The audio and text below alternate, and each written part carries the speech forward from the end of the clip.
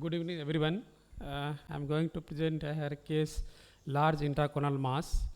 The rare case is schwannoma. As we know, the schwannoma are the slow-growing benign peripheral nerve sheath tumor that originate from the Schwann cell. Here, a case presented with us, 45-year-old female with a complaint of severe pain, redness, watering, loss of vision, and bulge of the right eyeball from about 6 months. Just you see the photo here of the right eye. And history revealed the bulging of the eyeball started 2 years ago, and it was painless and progressive in nature since ever. On examination, there was a severe propensity of the right eye with conjunctival chemosis, exposure keratopathy, corneal ulcer, and pupillus mid-dilated, either maybe due to the pharmacological or maybe due to the compressive lesion. Because we just see here only the cornea is just clear above upper portion, and visual acuity was only perception of light, and projection phase was inaccurate. Detail of the anterior chamber was not visible, fundus was not visualized. USG revealed posterior segment was within normal limit, and ultrasound on the posterior retroorbital there is a mass lesion, and left eye was within normal limit. On systemic examination, the patient was perfectly oriented with time, place, and person. And on examination, there is no lymphadenopathy, preauricular, cervical, submandibular lymph nodes was not palpable. Abdomen was soft, chest, CBS, and CNS was within normal limit. And patient was advised abdomen whole abdomen ultrasound, X-ray, and relevant blood investigation was done, and everything was within normal limit. There is no sign of any metastasis. MRI with contrast and CT scan was advised to know the nature, extent, and underlying bony condition.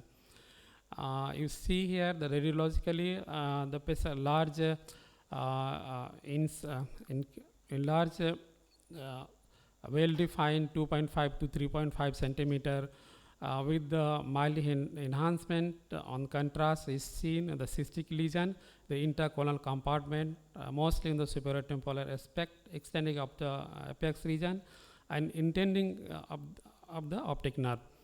On CT scan, there is no distortion of the bony, there is no bony erosion on CT plate.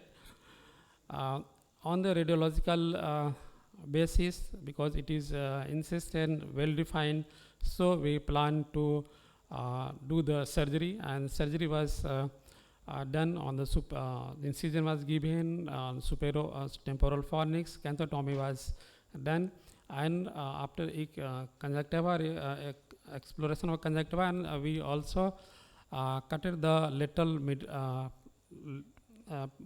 lateral muscle, and then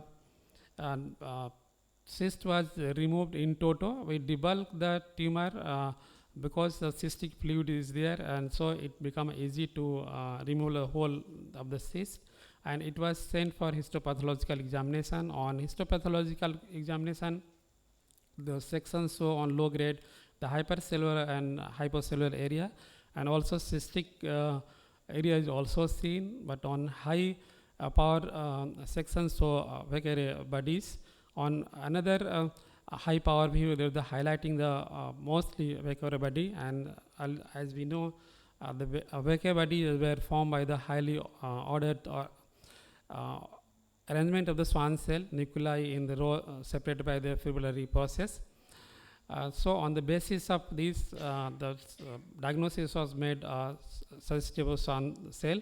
And the follow-up, this is see here the photo of the patient with the day 3 and day 1 week. Initially there was the mild edema, mechanical ptosis, but later on at the age of 3 months, patient regained good cosmesis, and patient also regained the good vision. At least 3 meter patient gained the vision, and corneal opacity you see here, there is no corneal opacity, all the opacity subsided.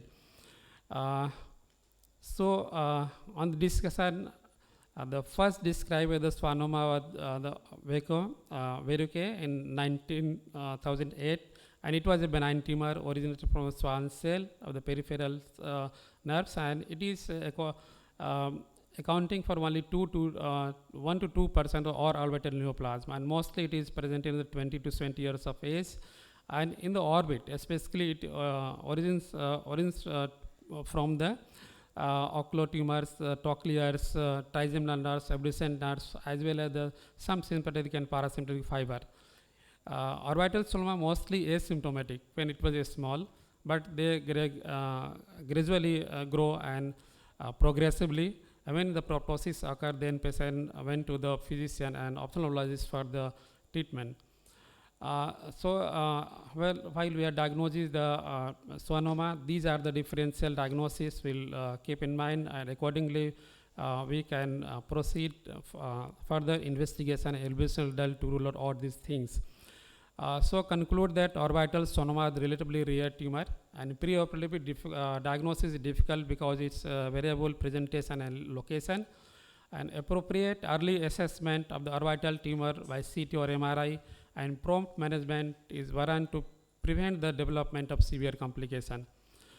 You see at the time of presentation and at the 1 year of age, 1 year follow-up, there is no recurrence, and patient still have the good cosmesis and function, and patient is so happy.